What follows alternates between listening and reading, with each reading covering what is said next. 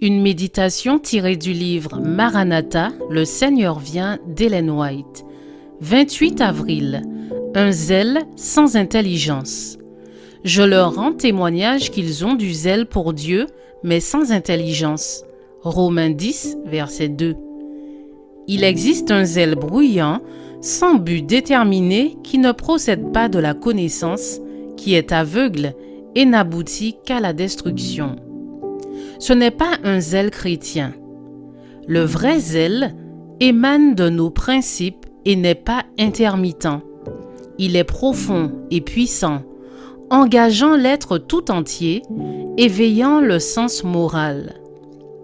Le salut des âmes, l'intérêt du royaume de Dieu et sa gloire sont des thèmes de la plus grande importance. Quel autre objet pourrions-nous considérer avec plus de sérieux? Les destinées éternelles sont en jeu. Hommes et femmes se décident pour le bien ou pour le mal.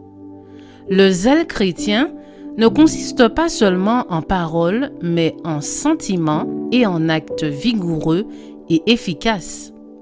Toutefois, ce zèle ne nous pousse pas à agir pour être vus des hommes. L'humilité le caractérise.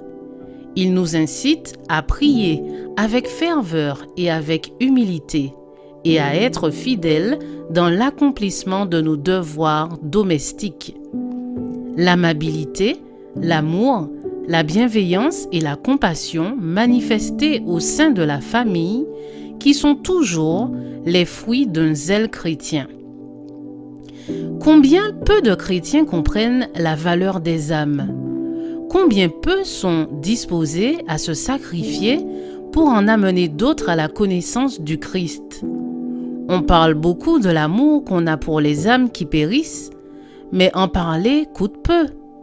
Ce qu'il nous faut, c'est un zèle chrétien, un zèle qui se manifeste par des œuvres.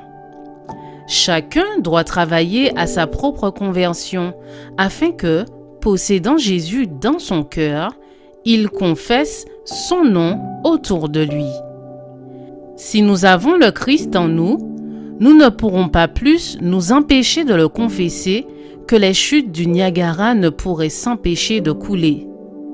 La vie éternelle devrait réveiller le plus profond intérêt du chrétien. Être collaborateur avec Christ et des anges célestes dans le grand plan du salut, quelle tâche peut être comparée avec celle-ci? Que de toute âme sauvée monte vers Dieu une offrande de gloire qui se reflète sur celui qui est sauvé et sur celui qui fut l'instrument de son salut. Je vous souhaite une excellente journée. Que Dieu vous bénisse.